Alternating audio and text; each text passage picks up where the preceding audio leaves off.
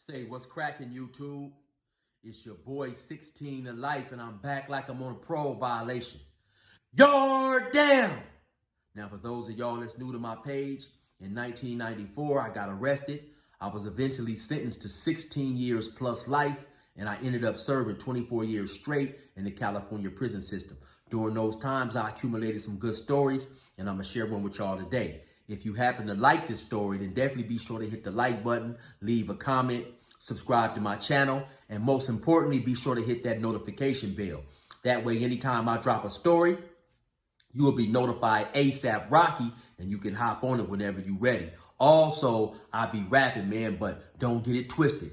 The flow is none like Curtis Blow. I got a song called Never Gave Me Therapy. It's on all major streaming sites. It's a video up for that on YouTube. I got a video up for a song I did called Go From Here. Matter of fact, just go to my YouTube playlist, scroll down to gas stations.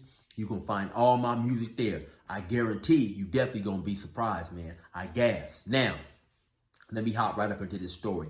A lot of times in my comments, I guess due to the fact that I did such a long time in prison, people will ask me about some of the more big dudes who I ran across. Now, this dude who I'm talking about, Dan Tata from Long Beach Insane, or you may hear me refer to him as DT, was definitely the biggest dude I ran across in terms of size and muscle mass. Now, I've ran across other dudes who weighed more, who may have been big at one point in time, but and had got fat. But I'm talking in terms of sheer muscle definition. This dude was definitely the biggest.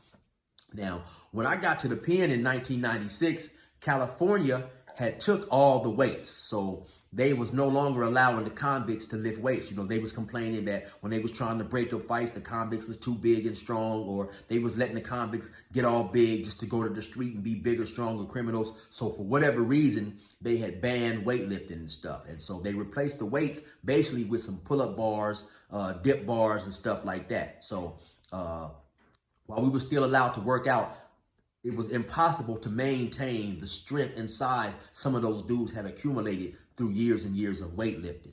Now, like I said, I met him in Riverside County. So let me tell y'all how that occurred. I dropped a story a couple of days ago. I got into a fight with a Sereno. So they end up moving me later on up to classification to get rehoused. Now, the dude who happened to be working in classification, I had been in the county jail at that point about a year. So I'd seen him around a couple times. He had moved me a time or two. So he's like, damn, man, you again? You in another fight? Where you want to go? I told him, man, move me to 3A, because I was initially in the old county jail. I said, man, move me to 3A. 3A was what was known as the Crip tank. And when I first got there, I was in the Crip tank. I was in there 2 or 3 days, maybe. I got into a fight, got jumped, and got cut on my back. So then they end up moving me to the old county jail. Then they moved me around here and there in Marietta, another jail. Eventually, I came back when it was time for me to go to trial. I wanted to go to 3A again, but my next door neighbor was in 3A, and the district attorney wanted us to be kept apart. Eventually, my next door neighbor ended up getting sentenced to the death penalty, and that's where he still is today. And that was maybe about 29, 30 years ago. So when he typed in the computer to look up to see if it was, room for me to go to 3A or whatever, he said, yeah, okay, I'm going to send you up there. So there was available space. So then he said, oh, real quick, you don't happen to have any problems with, and he called Dan Tana by his last name. And I said, no, why, what's up? He said, yeah, man, because this dude is up there. And if you have problems with him, you definitely don't want to go up there. I said, no, man, I don't even know who the dude is, And so actually I had heard of him. A few weeks ago, somebody had came back to the old jail, said, man, they got this big old giant dude up there in the Crip tank, and he running it. But he had mistakenly called him Stutterbox. Now, when I got up there, there was a dude named Stutterbox, but he just had the names mixed up. So anyway, I said, yeah, man, send me up there. So now when I get up there, unbeknownst to me, my next door neighbor had previously done some time somewhere before in the penitentiary with Dan Tana. They was real good friends. He had spoke to Dan Tana like, hey, man, my next door neighbor, my little homie is up in here. He's in here for a few shootings or whatever. I'm trying to get him moved over here. I had never got moved over there, but due to that, him knowing about me, so when I came, when we started talking, he immediately took me under his wing and took a liking to me due to his rapport with my next door neighbor. And so, man, I'm up in there, like I say, man, this dude was extremely big. Now, the reason why he was so big is because he had came down from Donovan.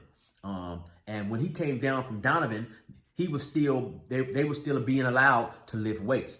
So they had brought him, so Donovan, for those who don't know, is a penitentiary. He was in prison, and then they had charged him, Riverside County had charged him with an old murder case. And so brought him down. He was already doing time, and they brought him down to the county.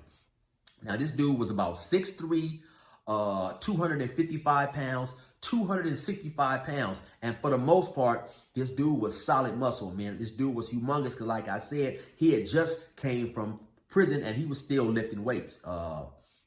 Later on, once we got cool, I asked him, man, about how big is your arms? And he said about 21 inches, man.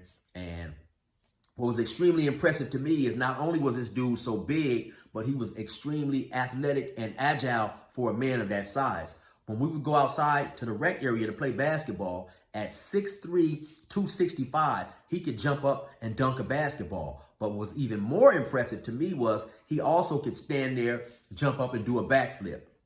And so the dude was extremely enormous, man. Now, when I first came up in there was a dude up in there by the name of Big Ooze. Big Ooze was from Rubidoux, PJ, and he was Samoan and black. Big Ooze was a pretty big dude himself. I would probably say about 5'11", 6 feet maybe, probably about 255 pounds his damn self. Big Ooze was big, but he was chunky. He wasn't as defined and as big as Dan Tana. And so Big Ooze initially was my celly when I first came up in there. He had went to YA, got out. Now he was back. Him and his brother, Little Ooze, they was back up in there for a murder.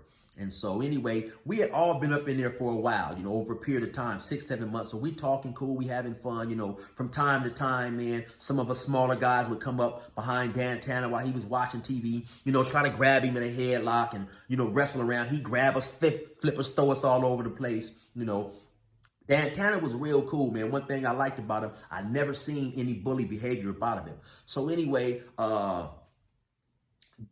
Big Ooze happened to have a celly by the name of KB. KB would never participate in none of this horseplay and stuff. KB had been to the prison a time or two. He was older, maybe in his early 30s, and he didn't horseplay and stuff, And also, Dan Tana was several years older than me, too. He had been to the pen a couple times, well seasoned, full-fledged gangbanger with the business. So on this particular day, we're wrestling around, and Little Ooze and stuff, and Dan Tana got him, in like in a chokehold or something, headlock. So Big Ooze come over there playing, trying to help his brother. So now it all break out into a little free-for-all, but we just horse playing, Now KB, who is Big Ooze's celly, on this particular day, he just so happens to get involved. So now Dan Tana and Big Ooze has locked up, and they over there wrestling around, and they going at it, moving around a little bit. Then all of a sudden, Dan Tana grabbed Big Ooze by up under the arms and just picked him up over his head and had him up against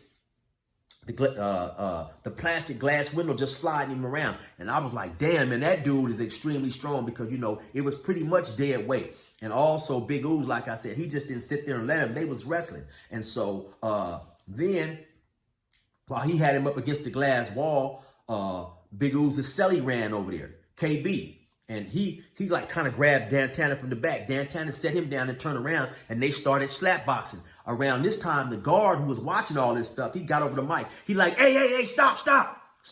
But everybody in there, they said, oh no, man, they just horse playing. They just playing. So the guard said, okay.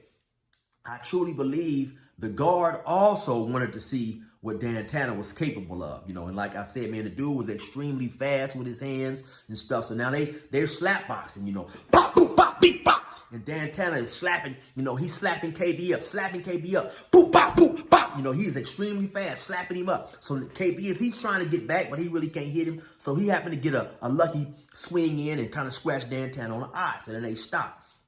Once Dan Tana grabs his eye and realized that he's scratched, now he gets mad. He runs upstairs. He go throw on his shoes, come back downstairs and tell KB, come on, KB, get up. Round two.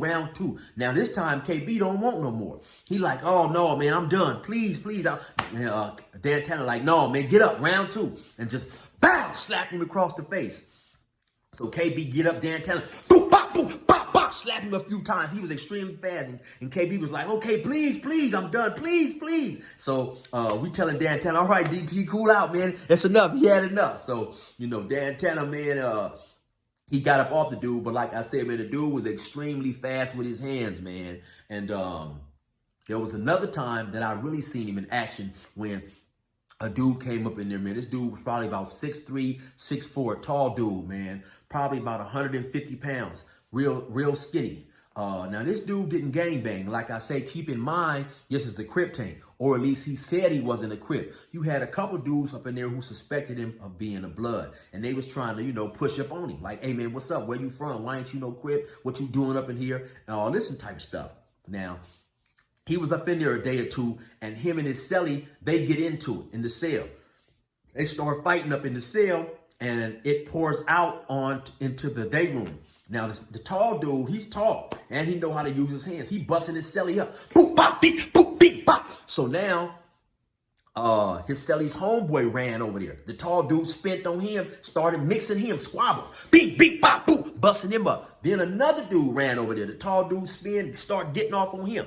Beep, bop, bop. The tall dude really knew how to use his height. So then Dan Tana slid over there to the side of him and just, bam, hit him one time. Put him to bed on some Jay Holiday stuff. You know what I'm saying? Put him right out, So then when he go out, I think the guard or something happened to look up in there and recognize it, so everybody scattered and got on, So then then later on, we had to lock up and go in for dinner. So later that day, when they let us out to come back out, the tall dude, he had his property box and all that. He leaving now. I guess he like, man, I ain't supposed to be up in there fighting all y'all. I ain't got no homies. Y'all trying to jump me or whatever.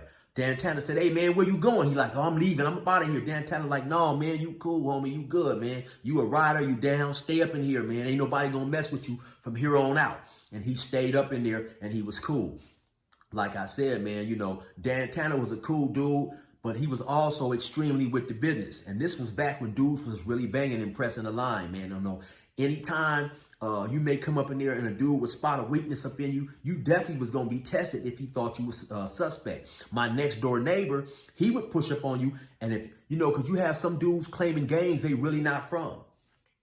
And my next door neighbor, he was really a cold line pusher too, He might ask you where you from, ask you if you know certain homies, because he had done a lot of time, ask you who your enemies was. If you didn't have the right answers, he was supposed to run up in there, bust you up and send you on your way. So it was kind of cold up in there too, Now, while we was up in there, it was 3 phones up in there. Now, the phone it was 2 phones on the bottom and 1 phone on the top. Now, the phone on the bottom, the gangster car, they had that phone. The phone on the top, I believe, the other phone on the bottom, I believe it may have been the Compton phone. The phone on the top was Dan Tana, my next door neighbor, and a few other dudes. And how dudes would have certain phone times, like maybe from 2 to 3 would be his phone time. And then Dan Tana had the prime phone time, I believe, from 7 to 8 o'clock at night. Well, one time this dude comes and asks Dan Tana, this dude from another gang, he needed a little bit of time to get on the phone and talk to his mom. Now, this phone just so happened to be right outside of Dan Tana's cell. Dan Tana tell him, cool, go ahead, man. I ain't going to use it tonight. So now while we in the cell talking or whatever, all of a sudden we hear the dude cussing, like, didn't I tell you to do this? Talking and crazy and this and that. So Dan Tana listening, because the phone is only like 2 or 3 feet away. So he cussing and screaming. Dan Tana like, man, hold on, man. He stepped out there. He like, hey, homie, I thought you said you was going to call your mom. Dude was like, yeah, that's who I'm talking to. Dan Tana like, you talking to your mom right now? He like, yeah. Dan Tana like, pull out. You done. Click. Hung the phone up, right up in and out, right up in his face. Now, a lot of dudes would have felt that was extremely disrespectful. But dude just once he hung the phone up, he got up and walked away, And like I said, I did a story the other day where I said that, despite some dudes gang banging, some dudes knew how to separate that world from how they was raised, man. Dan Tana was older than me, like I said. He was raised where you don't disrespect your mom, none of that. Even though Dan Tana didn't know that dude, didn't talk to that dude, definitely didn't know his mom, he still wasn't supposed to sit there and allow him to disrespect his mom, And I learned a whole lot from him just by watching him move, man, or through our talks. We stayed up in there about a year together. And so a lot of times he would come down to my cell because my cell happened to be right in front of the TV, and we would watch the Chicago Bulls play. I believe this was like, I met him in 95 and we ended up parting ways around 96. But in between those times, we had a whole lot of talks, man. He was telling me, what could I expect when I went to the pen? Because by that time, I'd already had a life sentence and I was waiting to have my murder trial play out. So he was just telling me, man, what was expected of me, what I was going to have to do, and certain type of things like that, man. And I can definitely say he gave me a lot of useful information, man, that I used throughout my prison journey to help me survive. Because, dudes is definitely going to test you when you're in jail. And when you respond the wrong way just one time, it opens you up to a can of worms for a lot of other people. It's always individuals in there looking, man. And so eventually we end up parting ways, man. He ended up, I believe, taking a deal on his case they charged him with, ended up taking a deal for voluntary manslaughter, and he went on to reception. Maybe only about 3 or 4 weeks before my case got wrapped up. So we ended up running across each other again at reception. I never forget, one of his younger homeboys, who was 18 years old, was in the cell with an older dude, man, an older man who didn't gangbang. He was about 55, 60 years old. And he was in there just like messing with him and bullying him. So he came and told Dan Tanner. So Dan Tanner pushed up on the old man. And like I said, by this time, I knew Dan Tanner well. I knew when he was angry, when he was ready to knock somebody's head off or whatever. And so he went over there and mashed hard on the old man. You see the old man doing like this, apologizing and all this type of stuff. And he walked off. Like I say, by this time, me and Dan Tanner is good friends. So Dan Tanner came back to me. I'm like, damn, DT, you was going to knock that old man out? He said, chill, man, I'll knock your ass out if you get out of line. Dan Tanner was cool, man, but he was serious about certain things. And he would tell me often, and he said, man, there's no need that just because I'm this size, I have to humble myself and bow down in certain situations. He said, if a dude is 4'5", 120 pounds, and we get into it, he knew he was that size before we got into it. So don't get yourself in a bind that you can't get yourself out of. He definitely was a cool dude, but he definitely was a hard line presser, man. And he really didn't, like I said, he really didn't care if you was smaller than he was if you went to run in your mouth and you put yourself in a position, so like I say, he ended up being sent to New Folsom. I ended up going to Salinas Valley, man, but we would keep in contact periodically, like maybe 2-3 times a year through letters, and stuff. And so while we're writing, man, maybe about 2002, 2003, while he was in Calipat, which is another notorious level 4 prison, he eventually got charged with a prison homicide. And so when you're charged with a prison homicide, they send you to the hole, which is basically known as administration segregation. You're in a cell by yourself, man. And how it works is, in California, whatever particular county you are in will charge you with the homicide. And so you're going back and forth to the court on the street, just as if you would if you had caught the case while you was free. He ended up going to trial 2 separate times. He got 2 separate hung juries, man. They chose not to retry him again. His co-defendant was found guilty and given a life sentence. So had he been found guilty, he definitely would have been given life again. So eventually he was released to the from the hole back to the main population. Maybe 3 or 4 months before he was due to go home, he was once again charged with assault on a lieutenant. And they knew he had nothing to do with it. He had nothing to do with it. But due to some of the homies who he ran with had assaulted a lieutenant, they was trying to give him 3 strikes again. Once again, he was took to the hole. And actually, when it was time for him to parole, they sent him to the county jail in that particular city. Now, they knew he didn't have nothing to do with it, but they felt due to who he was in his size and reputation, he either could have stopped it or he asked for it to happen. And he stayed in that county jail for a while, fighting for his life. They was trying to once again give him 3 strikes, which would have been another life sentence. Eventually, I believe they ended up giving him a deal, and he was released and went home. We're still in contact to this day, man. We still talk. Hopefully I'm going to get an interview from him real soon when time allows. Come talk to him, man. This dude is a real intelligent dude, but he's definitely a real reputable, recognizable figure, man. And he told me an interesting story. When he was in the hole, he was next door either next door or a few cells away from a dude who was a stomped down white supremacist. But by being in the hole, sometimes you have to assist your neighbors and getting, magazines, material, certain type of stuff. And in the course of doing this, they began to talk a little bit, then began to talk a little bit more. And he said he found out outside of their racial beliefs that they was pretty much the same dude. This dude was had a lot of beliefs in his morals and his foundations, and he supported strongly what he believed in 110%. And so, like I say, man, it's a trip how sometimes we may view somebody as different, and then when we get to know them, not realize how much we have in common. But I'll definitely let him come on and speak about that in the event we get to this interview. Hopefully we'll do it soon. Y'all already know what it is, man. It's your boy, 16 to Life. Resume normal program.